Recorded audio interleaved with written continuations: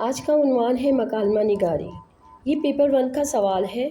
پچھلی ویڈیو میں ہم نے آپ کو بتایا تھا کہ پیپر 1 میں 4 آپشن دیے جاتے ہیں، ان میں سے ایک مکالمہ نگاری ہے۔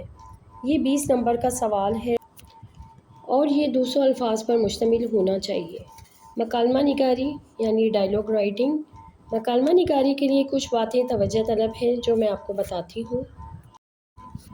نمبر 1، مکالمہ دو یا دو سے زائد افراد کے درمیان باہمی بات چیت کو کہتے ہیں۔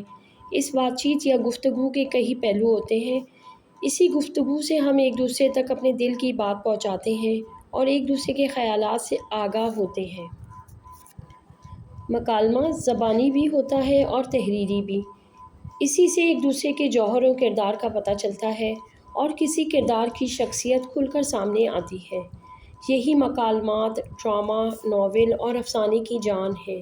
معیاری مکالمہ نگاری ناول، افسانہ اور فلم وغیرہ کی کامیابی اور شہرت کی ضامن ہے۔ مؤثر بات چیت کے لیے عام بول چال کے مطابق ہلکی پھلکی اور شگفتہ زبان استعمال کریں۔ نمبر 3، مکالمے کا آغاز بڑے فطری اور بے ساختہ انداز میں کریں اور چھوٹے چھوٹے جملوں کی شکل میں جلد ہی اپنی گفتگو کا رخ دیے جانے والے موضوع کی طرف موڑ دیں۔ دو افراد کے درمیان ہونے والی باہمی گفتگو میں مکالمات کی مساوی تقسیم کا خیال رکھیں، یعنی اگر ایک کردار اپنی ایک بات 3 جملوں میں مکمل کرتا ہے تو جواب میں کم از کم 2 اور زیادہ سے زیادہ 4 جملوں پر مشتمل مکالمہ لکھا جا سکتا ہے، لیکن 2 جملوں پر مبنی مکالمے کے جواب میں 10-15 جملوں پر مشتمل مکالمہ کوئی تقریر یا خطاب تو کہلا سکتا ہے، مکالمہ نہیں کہا جا سکتا۔ نمبر 5، روزمرہ بول چال اور لب و لہجے ایک اچھے مکالمے کی جان ہے۔ الجھاؤ اور تکلف سے بھری گفتگو مکالمے کو بے مزہ کر دیتی ہے۔ خیال رکھنا چاہیے کہ گفتگو شرافت و تہذیب کے دائرے سے باہر قدم نہ رکھے۔ مخاطب کے مرتبے اور درجے کا خیال رکھا جائے۔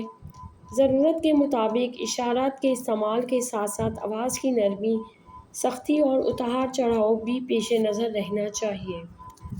نمبر 6، گفتگو کا انداز ایسا ہونا چاہیے کہ بات سے بات خود بخود نکلتی آئے۔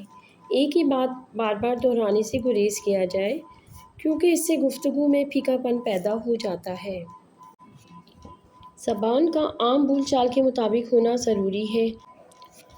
زبان جس قدر عام بول چال کے مطابق ہوگی اتنی ہی مؤثر ہوگی۔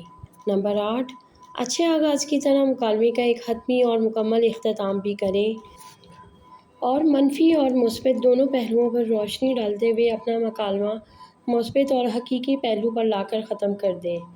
اس امتحانی مکالمے کے لیے نہ تو منظر نامہ لکھنے کی ضرورت ہے اور نہ ہی حرکات و سکنات اور کیفیات و تاثرات کو واوین یا قوسین میں بیان کرنے کی ضرورت ہے۔